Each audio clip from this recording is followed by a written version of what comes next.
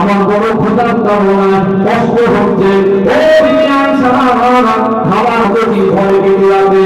আমাদের হযরত আয়েশা সিদ্দিকা রাদিয়াল্লাহু আনহা চোখ থেকে পানি ঝরে। ইয়া রাসূলুল্লাহ, ইয়া হাবিবাল্লাহ, আমি আয়েশার ঘরে সামান্য পানি ছাড়া আর কিছু নেই। আল্লাহ নবী তখনও রাগেননি, আল্লাহ নবী তখনও গালাগালি করেননি, টেনশন দেননি। ও বিবিয়ান সাহাবা, ঘরে কি অন্য কিছু আছে? হুজুর সামান্য জবের আটা সবজি পড়ে আছে। আল্লাহ নবীকে বললেন, হুজুর আপনি একটুখানি বসেন, আমি রুটি তৈরি করে একটু সবজি দিয়ে সালান তরকারি করে আপনার খেদমতে পেশ করব। আম্মা জান জবের আটা নিয়ে রুটি বানাতে ব্যস্ত। আল্লাহ নবী হুজুর আমার ওই ক্ষুধার্ত অবস্থায় টেনশন না দেখিয়ে আম্মা জানকে বললেন, বিবি আয়েশা সবজি কোথায়? তরবারটা বার করে নিজে হাতে সবজি কাটছেন। আম্মা জান বলছেন, হুজুর আপনি কষ্টে আছেন, ক্ষুধার্ত আছেন, একটু বসেন, আমি করে দেব। আল্লাহ নবী বললেন, ও বিবি আয়েশা, তুমি একা করলে দেরি হবে, তোমার কাছে সহযোগিতা করলে তাড়াতাড়ি হয়ে যাবে। আল্লাহর নবী হুজুর আমার যত কষ্টের ভিতরে থাকো ঘরে এসে কোনদিন আম্মা জানদের গালি দেয়নি আর মারিনি, আম্মা জানদের কাজে সহযোগিতা করতেন। জোরে বলুন, আরো জোরে বলুন। আমরা কি করি? আমার কিছু ভাই আছে ভীষণ রাগ, বাড়ি এসে কোন কাজে যেটা বলে ওটা শুনে শুনে কি করছে? কিছু কিছু আমার যুবক ভাইয়ের আছে কি করে, নিজের বিবিকে, নিজের ওয়াইফকে মা তুলে, আব্বা তুলে, গোষ্ঠী তুলে, খানদান তুলে যদি নোংরা ভাষায় গালাগালি করে, ওই ছোট ছোট বাচ্চা দেখছে যে আমার আব্বা মাকে কি বলছে, ও পরে বুঝলো গালাগালি দিচ্ছে। ওই বাচ্চাটা শুনে শুনে মুখস্থ করেছে। কিছু কিছু ভাবি আছে আমার খুব তেজি, পরপরটি ভোল্টেজ, ভীষণ রাগী, বিয়ে করেছে বলে মাথা কিনে দেয় উনি। যে স্বামী একটা গালাগালি দেয়, উনি আরেকটা দেয়, আছে না নেই? স্বামী একটা দেয়, স্ত্রী একটা। ছোট ছোট ঘরে বাচ্চা আছে। আপনি আব্বা মা, আজ কোথাও আমাদের ভুল হচ্ছে, আমরা এতটা নিচে নেমে গেছি যে বাচ্চাদের কোনো গোনা নাই, নিষ্পাপ মাসুম বেগুনা বাচ্চার সামনে আব্বা মা যদি বিশ্রী নোংরা ভাষায় গালাগালি করি, ও বাচ্চারা তো গালাগালি শিখবে। এর জন্য দায়ী কারা? একটু ধ্যান দেন। আমরা বাবা মা, আল্লাহ নবী হুজুর আমার বিবিদের কাজে সহযোগিতা করেছেন। বিবিদের কাজে সহযোগিতা করাটা হলো সুন্নাত। আমাদের সমাজে শিক্ষার অভাব আছে, ইসলামিক এডুকেশনের অভাব আছে।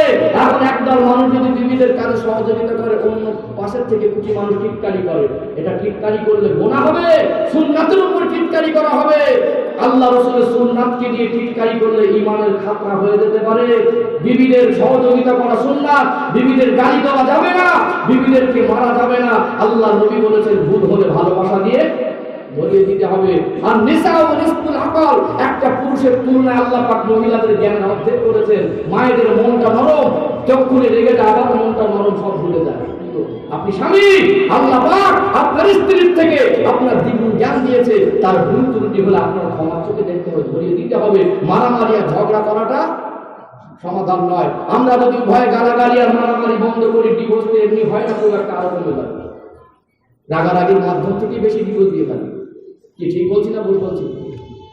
ও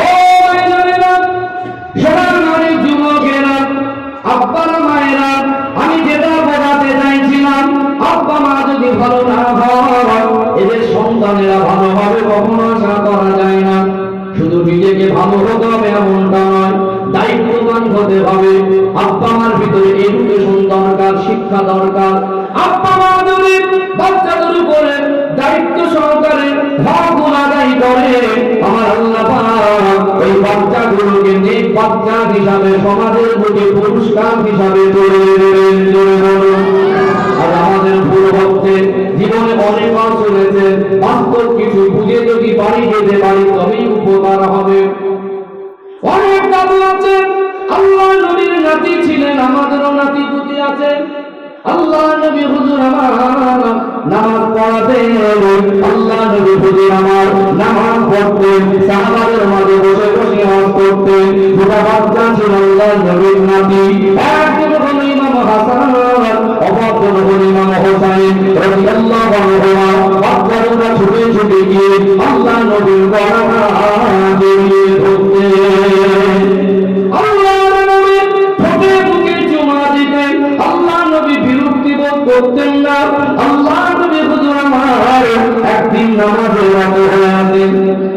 হযরত ইমাম হাসান হোসেন ছোট বাচ্চা, আল্লাহ নবী সিজদায় চলে গেছেন। ইমাম হোসেন রাদিয়াল্লাহু আনহু আল্লাহ নবীর পিঠে চড়ে বসেছেন। এই গলার দুই ধার থেকে দুটো পা গলিয়ে দিয়েছে। আল্লাহ নবী চুল মোবারক ধরে বাচ্চা ছেলে বলছে, ঘোড়া চল। আল্লাহ নবী সিজদা থেকে মাথা তুলবেন, সিজদা দিয়েছেন কার কাছে? আল্লাহর কাছে। সিজদা নাতির জন্য সময় বার করে, নাতির জন্য বেশিক্ষণ থাকা যাবে না। কেউ পরে 3 বার, কেউ পরে 7 বার, কেউ পরে অর্ধেক বার। ডিজিটাল নামাজি সমাজে আছে না নেই? কখন 3 বার পরে হিসাব করতে পারবেন না। আমরা তো ভুলের কথা ফারিস্তাও খুঁজে পাবে না কত 3 বার বলেছেন। আল্লাহ নবী সিজদা গুলো দিতেন লম্বা, তবু তো যে যেমন সিজদা করে একটা বান্দার সময় সীমা থাকে। আল্লাহ নবী মনে করছেন যতক্ষণ সিজদায় থাকে অন্যান্য বারে আমার সিজদা থেকে উঠবার সময় হয়েছে, হঠাৎ মনে পড়ে যাচ্ছে নাতির কথা। সিজদা থেকে যদি হঠাৎ উঠি আমার নাতিটা পড়ে যাবে, বাচ্চা মানুষের ক্ষতি হতে পারে। আল্লাহ নবী মনে করছেন আমার নাতির জন্য সিজদায় থাকাটাও আল্লাহ সন্তুষ্ট হয়ে যাবে। মনে মনে সিদ্ধান্ত নিচ্ছে মাথা তুলব। এমন সময় আল্লাহ রাব্বুল আলামিন হুকুম করলেন, আমার হাবিব, আমার দোস্ত, আপনি সিজদা থেকে মাথা তুলবেন না, আপনি সিজদায় থাকুন। আপনার নাতি ইমাম হোসেন যতক্ষণ আপনার পিঠে থাকবেন আপনার সিজদা থেকে মাথা তুলতে হবে না। আপনি বাচ্চাটাকে ভালোবাসেন এমন নয়, আমি আল্লাহ ইমাম হাসান হোসেনকে ভালোবাসি। আপনার পিঠের উপরে বসে আছে, আমি আল্লাহকে দেখতে বড় ভালো লাগছে। বোঝাতে চাইছি নাতিগুলো গিয়ে নানাকে কি করতে দেখতো, নামাজ পড়তে।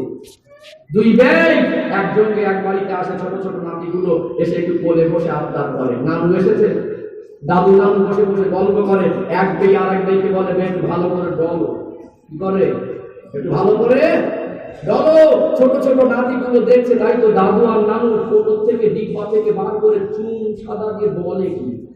আল্লাহ নবীর নাতিরা দেখতেন নানারা নামাজ পড়ছেন, আর এখনকার নাতিরা দেখে দাদুরা গালাগালি করছে আর তামাক ডলছে আর বিড়ি টানছে। কিন্তু বাচ্চা মানুষ বোঝেও তামাক কি। আবার ডোলে দিয়ে গাড়িতে করে লুকিয়ে রাখে, মনে করছে মনে হয় খুব ভালো জিনিস, গাড়িতে করে লুকিয়ে রাখবে কেন? ফলো করছে বাচ্চা ছেলে। আবার দেখছে রাত্রে ঘুমাবার সময় এই গাড়ির থেকে খুলে বাড়িতে তলায় রাখছে, বলছে মনে হচ্ছে কোনো মধু জাতীয় কিছু আছে, আমাকে দেখে দেখে লুকায় কেন? দাদু যেই সকালে চলে গেছে, ও ডিব্বাটা বার করে, তামাকের কোটোটা বার করে ও নিজে নিজে ডোলে গাল পুড়িয়ে খাচ্ছে। বলে কি ব্যাপার? বলে গালে দেখে কিছু মাথা ঘুরে যাচ্ছে, বমি করছে। মা দেখে গালে বসিয়ে থাকবে। কি লোক আছে দোষ কাদের? ও আপনারা মায়েরা রাগ করবেন না।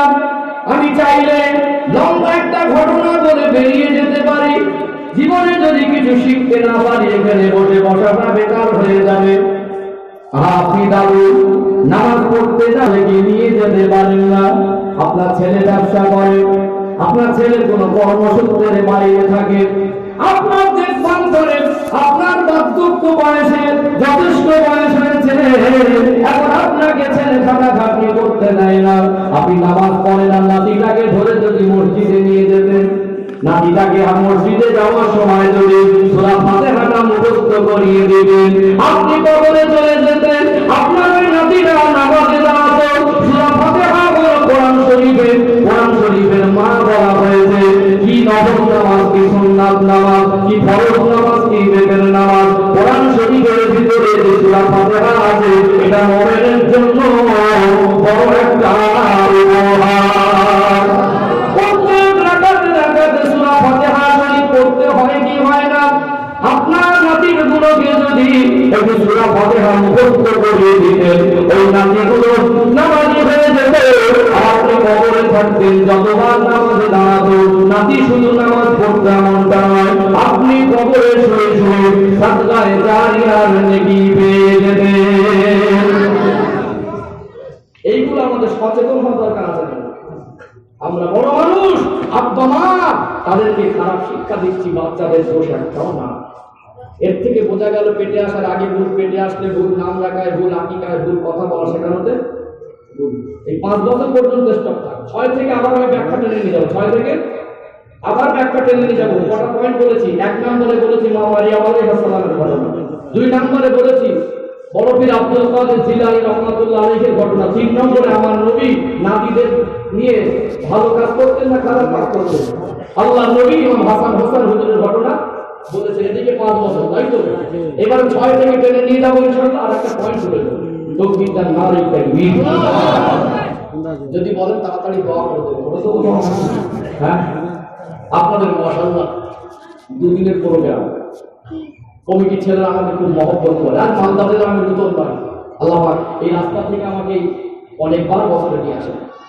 শিলিগুড়ি, জলপাইগুড়ি, কুচবিহার, দিনাজপুর, আল্লাহ পাক আমাকে আনে। আপনাদের মালদা জেলার কালিয়াচক, মোথাবাড়ি, ইংলিশ বাজার, চাঁচল, এই লাইন আমি প্রায় যাতায়াত করি। আলহামদুলিল্লাহ ভালো লাগে। আপনারা আমাকে ভালোবেসে ডেকেছেন, এখানে আমার দায়িত্ব কর্তব্য হলো সঠিক কিছু বুঝিয়ে দেওয়া। ঠিক বলছি না ভুল বলছি? এইগুলো যদি আমরা মানি তাহলে সমাজ পরিবর্তন হবে। আমি আপনাদের ভালো করতে আসিনি, আমি দায়িত্ব পালন করতে এসেছি। হেদায়েতের মালিককে আল্লাহ। আমাদের যদি জানা থাকে তাহলে তো আমল করতে পারবো, জানা না থাকলে আমল করতে পারবো না। আমলটা করবো কার উপরে? এই জন্য যতক্ষণ থাকবেন একটু খুশি মনে তকবীর দিতে হয়, মন চাঙ্গা রাখতে, হাসি মনে শুনতে হয়, একটু আমার সঙ্গে চোখে চোখে সম্পর্ক হয়। আপনারা যদি চুপচাপ বসে থাকেন আমার মনে হবে যে কাঠের পুতুল, তাহলে আমি চোখ বন্ধ করে কোরআন শরীফ খতমের মতো বলে দেয়। তকবীর দেন না সবাই মিলে, নারে তাকবীর, মাশাআল্লাহ, আরো জোরে নারে তাকবীর, নারে রিসালাত, আল কোরআনের আলো, আল হাদিসের আলো, নারে তাকবীর। কিছু বুঝতে পারছেন? ও মায়েরা, সোনার বাড়ির যুবকেরা, আপনারা মায়েরা, আমার মনে করে আব্বা মা যদি ভালো না হন, আব্বা মা যদি দায়িত্ববান না হন, আব্বা মার ভিতরে যদি এডুকেশন না থাকে, ওদের পরিবারের বাচ্চারা ভালোভাবে আশা করা যায় না। আরেকটা পয়েন্ট তুলে ধরি, আল্লাহর নবী হযরত ইমাম বুখারী রাহমাতুল্লাহ আলাইহির নাম আপনারা শুনেছেন কি শোনেননি? কত সম্মানী ব্যক্তি, পৃথিবীর কোনায় কোনায় চলে যাবেন, পৃথিবীর মুসলমানকে জিজ্ঞাসা করবেন বুখারী শরীফ কোন জিনিসের নাম জানেন? বলুন তো দেখি বুখারী শরীফটা কি? এটা হাদিস শরীফ, এটা সহিহুল বুখারী, 76টি হাদিস, সহিহ হাদিসের কিতাবের ভিতরে সবথেকে সম্মানী হাদিসের কিতাব হলো বুখারী শরীফ। পৃথিবীর জমিনে যত কিতাব আছে সবথেকে শ্রেষ্ঠ কিতাব হলো আল্লাহ পাকের মহাকালাম কোরআন পাক, তারপরে সম্মানী কিতাব হলো বুখারী শরীফ। এই বুখারী শরীফ না পড়ে মাওলানা ডিগ্রি অর্জন করা যায় না। পৃথিবীর কোনায় কোনায় যাবেন, ইরাক ইরানে চলে যাবেন, পারস্যে চলে যাবেন, কুয়েত, বাহরাইন, আমেরিকা, লন্ডনে চলে যাবেন, পৃথিবীর আলেমদের জিজ্ঞাসা করবেন বুখারী শরীফটা কি জানে কি জানে না? হ্যাঁ, বুখারী শরীফ যিনি লিখেছেন আল্লাহর ওলি হযরত ইমাম বুখারী রাহমাতুল্লাহ আলাইহি, তার আসল নাম হলো মুহাম্মদ ইবনে ইসমাঈল বুখারী। বলুন তো দেখি বুখারী শরীফ যিনি লিখেছেন তার সম্মান আল্লাহ বাড়িয়েছেন কি বাড়াননি? যে ছেলেটা বুখারী শরীফ লিখেছেন ওই ছেলেটার আব্বা মারা কালচার কেমন ছিল, ওই ছেলেকে কিভাবে মানুষ করেছে, ওই ছেলেকে কি পরিবেশে তৈরি করেছে, একটু জানতে মন চায় কি চায় না? ইমাম বুখারী হুজুরের সম্মান বেশি না কম? আল্লাহ পাক তাকে পৃথিবী বিখ্যাত করেছেন, পৃথিবী বিখ্যাত সন্তান ইমাম বুখারী রাহমাতুল্লাহ আলাইহি। তিনি শুধু বিখ্যাত নয়, তার লিখিত কিতাবটাকে আল্লাহ বিখ্যাত করে দিয়েছেন। ধরে বলুন সুবহানাল্লাহ। তাহলে এই বিখ্যাত সন্তানকে তার আব্বা মা কিভাবে মানুষ করেছে আমরা যদি জেনে সেইভাবে মানুষ করি, আমাদের বাচ্চারা বিখ্যাত না হলে ভালো তো হবে না। জানতে মনে চায় কি চায় না? এগুলো বলবো, শুনবেন তো নাকি? ও জানেন সোনার বাড়ির যুবকেরা, আব্বারা মায়েরা, ইমাম বুখারী হুজুরের কথা বলছিলাম। আল্লাহ ইমাম বুখারী হুজুরকে এত সম্মানী করেছেন, শুধু তার অবদান নয়, তার ভিতরে তার আব্বা মায়ের অবদান আছে। অবাক হয়ে যাবেন জীবনী পড়লেন। আল্লাহর ইমাম বুখারী রাহমাতুল্লাহ আলাইহি যখন ছোট বাচ্চা, চোখের দৃষ্টি শক্তির সমস্যা, বলুন তো দেখি বাচ্চা যদি অন্ধ হয় আব্বা মার মনে কষ্ট হবে কি হবে না? বাচ্চা যদি অন্ধ হয় আব্বা মার মনে ব্যথা লাগে। দুনিয়ার ডাক্তারের কাছে যাবেন, কোটি কোটি টাকার মালিক, আল্লাহ যদি অন্ধ করে দেয়, পৃথিবীর ডাক্তারের কি ক্ষমতা আছে চোখের জ্যোতি ফিরিয়ে দেবে? ডাক্তাররা চশমা দিতে পারে, চোখের জ্যোতি ফিরিয়ে দিতে পারে না। আল্লাহ কিছু সন্তানকে অন্ধ করেছে, ওই সন্তানদেরকে পৃথিবীর মানুষ কিয়ামত পর্যন্ত চেষ্টা করে চোখ তৈরি করে দিতে পারবে না। বর্তমান সময় একজনের চোখকে নিয়ে আর একজনের চোখে লাগানো যেতে পারে, তবে আল্লাহ পাক যাকে একেবারে অন্ধ করেছে, ওই মানুষের চোখে অন্য চোখ লাগিয়েও দেখা যাবে না। ইমাম বুখারী হুজুরের কথা বলছিলাম, ছোট বাচ্চা, চোখের দৃষ্টি শক্তির সমস্যা, তার মা ছিলেন পর্দাশীলা, তার মা ছিলেন কোরআন পড়নেওয়ালি মা, তার মা ছিলেন আল্লাহওয়ালি মা, তার মা ছিলেন তাহাজ্জুদ পড়নেওয়ালি মা। বাচ্চাকে ঘুম পাড়িয়ে দিতেন, তাহাজ্জুদের নামাজে উঠিয়ে দিতেন, আল্লাহর কাছে হাত ধরে কাঁদতেন, চোখের পানি টপটপ করে নামাজের সালাত করে দিত। ইমাম বুখারী ছোট বাচ্চা অন্ধ, মা হাত তুলে আল্লাহর কাছে কাঁদে, আল্লাহ বাচ্চার মা বলেন, আমার বন্ধু বাচ্চা, আল্লাহ কি আমার বাচ্চা দিয়েছেন অন্ধ, আমি মার মনে বড় কষ্ট, আল্লাহ আমার বাচ্চার দৃষ্টি শক্তি ফিরিয়ে দেন। বলুন তো দেখি, মায়ের দোয়া ছোট না বড়? সবাই মিলে বলেন, মায়ের দোয়া ছোট না বড়? আল্লাহর নবী সোনার জমানে বললেন, আব্বা মায়ের দোয়াটা এত বড়, বিবাহিনী হিজাব, আল্লাহ নবী বললেন ওই দোয়াটা সরাসরি আল্লাহ পাকের দরবারে পৌঁছে যায়। মা দোয়া করছে, আল্লাহ একবার ফিরিয়ে দেবেন, দুইবার ফিরিয়ে দেবেন, বারবার ফিরিয়ে দেবেন, আমি মা আপনার দরবার থেকে মুখটা ফেরাবো না। আল্লাহ আপনি রহমানুর রহিম, আপনি বড় দয়াময়, আল্লাহ আমি জানি আপনি বান্দা বান্দীকে বড় ভালোবাসেন, আপনি আপনার দরবার থেকে মুখটা ফেরাবো না। যতবার আপনি ফিরিয়ে দেবেন, আবার আমি হাত তুলে বলবো বাচ্চাকে সুস্থ করেন। আল্লাহর কাছে বলছেন, আল্লাহ আপনার দ্বারা সব সম্ভব, আমার আল্লাহ পাক বিনা বাপে যদি সন্তান দিতে পারেন, আমার আল্লাহ পাক তিনি চাইবেন অন্ধ বাচ্চার চোখে যদি ফিরিয়ে দিতে পারেন কি পারেন না? মা কেঁদে কেঁদে দোয়া করেছে, আল্লাহ ওই মায়ের দোয়া কবুল করে নিয়ে ইমাম বুখারী হুজুর চোখের জ্যোতিকে ফিরিয়ে দিয়েছে। বলেন না সুবহানাল্লাহ। অন্ধ বাচ্চা এমনি বিখ্যাত হয়েছে, মা দোয়ার ওসিলায় আল্লাহ চোখের জ্যোতি ফিরিয়ে দিলেন। আমাদের মায়েরা দোয়া করে কি করে না? আমাদের মায়েরা সবসময় বলে, কচি তুই আমার ছেলে, তোর জন্য তো দোয়া করি। আসলে ওই মা যে দোয়া করছে, মাটা নামাজি না বেনামাজি একটু জানা দরকার আছে না? আমাদের মারা পর্দাশী না দায়ুস একটু জানা দরকার আছে না? নেই। বাস্তবে মিলান, আজ থেকে 20 বছর আগে মায়েদের ভিতরে নামাজি ছিল, বর্তমান আমার মায়েরা জলসা শুনতে দিতে মানা গেছে, আলহামদুলিল্লাহ, আল্লাহ কবুল করেন, বলুন আল্লাহ আমিন। আমি মায়েদের সন্তান হিসাবে, আমি আপনাদের নিজের সন্তানের মতো হিসাবে বলছি, বর্তমান সময় বলুন তো মায়েদের ভিতরে নামাজির সংখ্যা বেড়েছে না কমেছে? এমনও বাড়ি আছে আপনার গ্রামে, ওই গ্রামের এই মহল্লায় বলবো না, সমাজের চিত্র তুলে ধরছি, ওই বাড়ির ভিতরে 5 জন ফ্যামিলি মানুষ আছে, ওই 5 জনের ভিতরে একজনও নামাজি আছে না? নেই। এমন বাড়ি আছে, কিছু কিছু মা ভাবি চাচি আছে, বড় বড় আমাদের মেয়েরা আছে, ওই মেয়েগুলো সারা বছরে একবার নামাজ পড়ে আছে না? আগেকার মারা কত আদবী ছিল, আগেকার মায়েদের ভিতরে কত আদব ছিল, সম্মান ছিল। মাটির ঘরে লম্প জ্বালিয়ে, কেরোসিন দিয়ে লম্প জ্বালানো হতো, লম্প জ্বালিয়ে গুন গুন করে কোরআন তেলাওয়াত করতো। আল্লাহ মাটির ঘর থেকে পাকা ঘর দিলেন। আজ আর লম্প জ্বালাতে হয় না, ইলেকট্রিকের ব্যবস্থা, লাইট জ্বলে, ঘরে ঝকঝক করে, কিন্তু ওই ঘরের ভিতরে নামাজি মানুষ নেই কোরআন তেলাওয়াত করা। এ ঘরে মোবাইল চলছে, ওখানে সিরিয়াল চলছে, ওখানে নাটক চলছে, কি হচ্ছে? ঘরে ঘরে নাটক, সিনেমা। আগেকার কিছু কিছু মায়েরা ছিল, শাশুড়িদের এত মানত ভারীগুলো, মানুষ দেখতো সত্যিকারের শাশুড়ি আর বৌমা। ভোরের বেলা উঠে শ্বশুর শাশুড়ি ডেকে, বৌমা উঠে পড়ো। শ্বশুর শাশুড়িগুলো ভজরের নামাজ পড়তো, পুরো মানুষ ঠান্ডা ঠক করে কাঁপতো। খেজুর পাতার নামাজের পাটি, ওতে নামাজ পড়ে তসবিহ গুনতো আর হাত তুলে আল্লাহর কাছে বলতো, আল্লাহ আমার বৌমা, আমার ছেলে পুলে, আমার মাকে প্রতি হিফাজত করে। এখনকার বৌমারা সব মারাত্মক মারাত্মক, কিছু কিছু ভাবে আছে মারাত্মক পয়সা। শাশুড়িকে বৌমাকে ডাকবে নামাজ পড়ো, সেদিন চলে গেছে। সেদিন চাচাজি সেদিন চলে গেছে। আপনাদের বয়স পার হয়ে গেছে, এখন বৌমার সব ফ্যাশন। এখন বৌমা গুলো শাড়ি পরে, মশারির থেকে পাতলা, পেটের দিকে কাপড় থাকে না, সারা মাস নামাজ পড়ে না।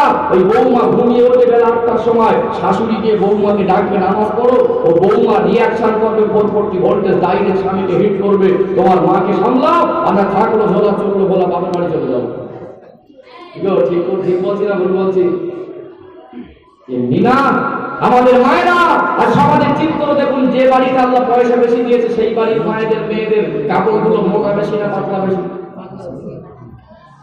সবার কথা বলছি না, বেশিরভাগ। কিছু বাড়ি আছে আলহামদুলিল্লাহ, তাদের বাড়ির পরিবেশ ভালো, সব মায়েদের বলছি না। আমাদের সমাজে কিছু মা ভাবি আছে, দেখবেন যে বাড়িতে পয়সা বেশি সেই বাড়ির মায়েদের মেয়েদের জামা কাপড়গুলো ছোট বেশি না বড় বেশি? ছোট বেশি। আল্লাহ সুখ শান্তি বেশি দিয়েছে না, আল্লাহকে বেশি করে ভুলে গেছে। মাথায় কাপড় নেই, পেটে পিঠে কাপড় নেই, 16 বছর 18 বছরের মেয়েরা যদি রাস্তায় ঘোরে, আমার যুবকদের নজর পড়বে। একটা 22 বছর 24 বছরের মেয়ে মা হতে যাবে, তার যদি পেটে পিঠে কাপড় না থাকে, ডাইভোর্সের রাস্তায় বেরোয়, আমার যুবকদের নজর কন্ট্রোল থাকবে। আবার যাদের ওয়াইফ একটু সুন্দরী বেশি, তাদের গা গরম বেশি। ভিড়ের মাথায় গিয়ে বাজারে বেশি বেশি করে হরেন দেয়, বলে আমি একা আসিনি, আমার ওয়াইফকে নিয়ে এসেছি, তোরাও ভালো করে দেখে নি। কি বল, ঠিক বলছি না ভুল বলছি? স্বামী, মেয়েরা হলো মায়ের জাতি।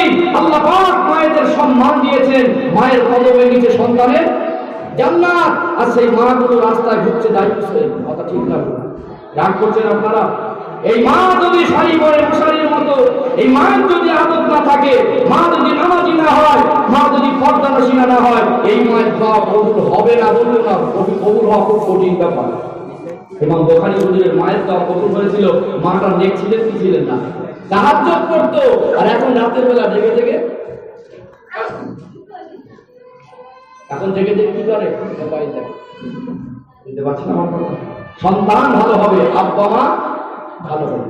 তকবীরদার নারায়ে তাকবীর, আরো জোরে নারায়ে তাকবীর। আর কিছুক্ষণ শুনবেন না, বাড়ি চলে যাবেন। তাহলে একটু পয়সা দিতে হবে তো। এই মাহফিল হবে কি করে আগামী বছর? অবস্থানের উন্নতি গল্পে জলসা, কবরে যেতে হবে সবাইকে। একজন কিছু কিছু মানুষ দেন, দুদিনের প্রোগ্রাম, অনেকে আবার ভাবছেন আজ বেশি রাত থাকলে কালকে আবার শুনতে হবে। এতগুলো মানুষ এসেছেন, 500 1000 করে কে দেবেন একটু জানতে দেখি মন খুলে। এই টাকাটা যিনি দিয়েছেন ওনার নাম কি? আমি সংক্ষেপ আবার ইনশাআল্লাহ কিছু কথা বলবো। এক ভাই 500 টাকা দিয়েছেন, আল্লাহ কবুল করেন, বলুন আল্লাহুম্মা আমিন। না বলতে সে দিয়েছে আতাউর রহমান 500 টাকা দিয়েছেন, আল্লাহ কবুল করেন, আল্লাহ রহমান দান করেন, তার উন্নতি দেন।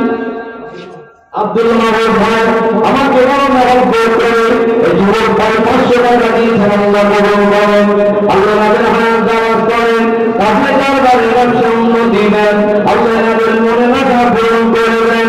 আত্মীয় স্বজন যারা কবরে, তাদের কবরগুলোকে জান্নাতের বাগান করে দিন। আল্লাহুম্মা আমিন। নারে তাকবীর, জোরে জোরে নারে তাকবীর। আর এক বাপজি 400 টাকা দিলেন, জোরে জোরে মারহাবা। জামিলুর রহমান ভাই 500 টাকা, আল্লাহ কবুল করেন, বলুন আল্লাহুম্মা আমিন। তকবীরদার নারে তাকবীর। তাড়াতাড়ি দেন, মায়েদের ভিতরে ছোট বাচ্চাদের পাঠিয়ে দেন না, একজনকে মায়েরা যদি কেউ দেয়। প্রত্যেক মাহফিলে মায়েদের একটা অবদান থাকে। উঠে যাবেন না ভাই, মাহফিল এখনো শেষ হয়নি। আমাদের 24 পরগনার কালেকশন সভা শেষেই হয়, কিন্তু আপনারা দুদিনের প্রোগ্রাম, তার প্রথম দিন অনেকের মনে ভাব যে কালকে রাত জাগবো, আজ আবার রাত, কাল রাত, বেশি রাত করবো না, একটু যদি বসেন তাড়াতাড়ি শেষ করে দেবো। একটু কেউ যারা আছেন থাকবেন তো নাকি? একটু করে থাকেন, কেউ যাবেন না। নারে তাকবীর, মন্ত্র বলেন একটা আওয়াজ দেন, নারে তাকবীর, নারে তাকবীর, নারে রিসালাত। মাশাআল্লাহ মাশাআল্লাহ। একটু বলেন 150 বছর দিয়ে যেমন বলেন তাড়াতাড়ি দেন। আমি আমার একটু বক্তব্য করে সংক্ষেপ করে শেষ করবো ইনশাআল্লাহ, বেশি টাইম নেব না।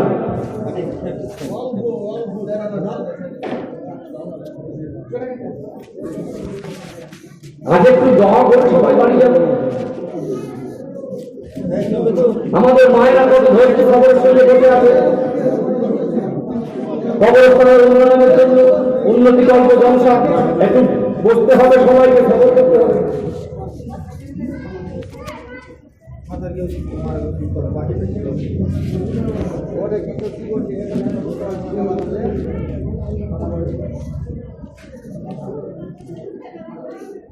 দু একজন আছেন, যতটুকু দান ছোট হয় না, অল্প হলেও দান, কেউ বেশি দিল কেউ কম দিল, আল্লাহর কাছে দুটোই দান। যতটা আছে, যতটা পারবেন অল্প হলে দিয়ে যাবে, তাড়াতাড়ি আসে। মাশাআল্লাহ মাশাআল্লাহ দিচ্ছে। একটু দরুদ শরীফ, আল্লাহুম্মা সাল্লি আলা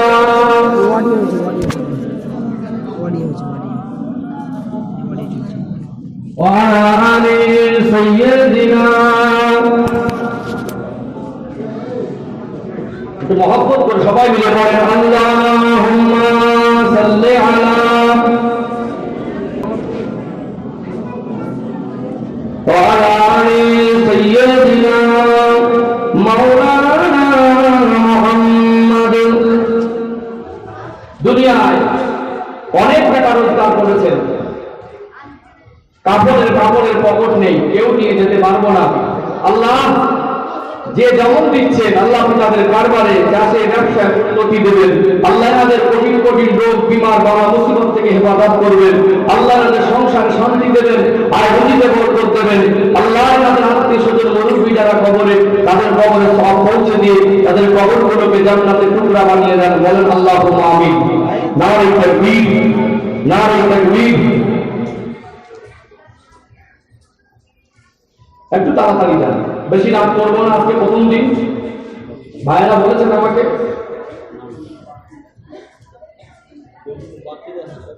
হ্যাঁ কেউ যদি নাম লিখিয়ে যান পরে দিয়ে দেবেন।